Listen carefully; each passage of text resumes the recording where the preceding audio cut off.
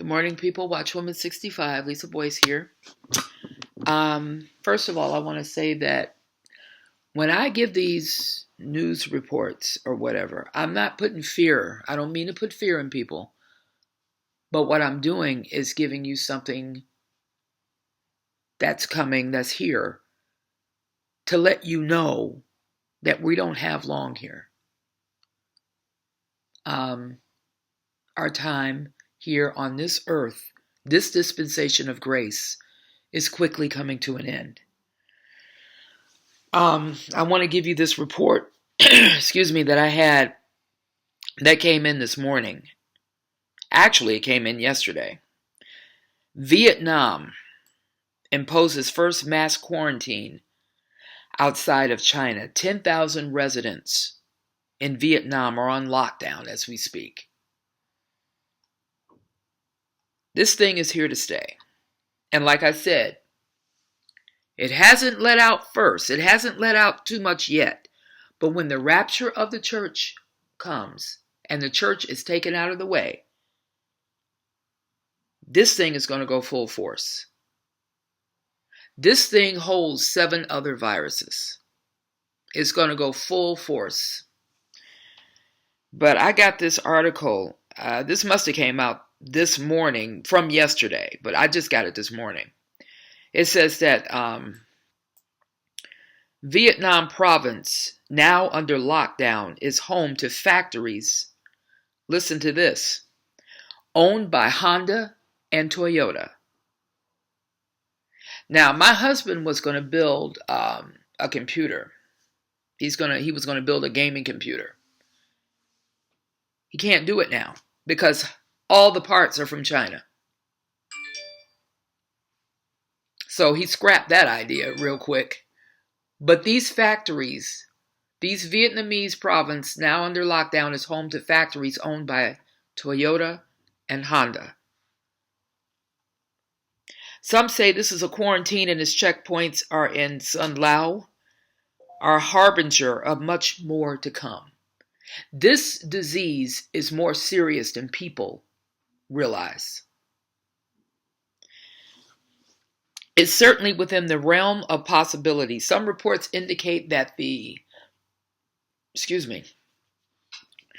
entire nation of Vietnam could soon be under mandatory quarantine, as Vietnam directly borders China.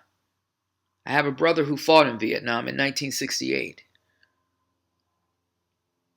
At the turn of the month, Vietnam issued travel bans on all flights to and from mainland China, as well as suspended all new tourist visas for Chinese nationals and foreigners who visited China within the past 2 weeks. But it could be a little too late.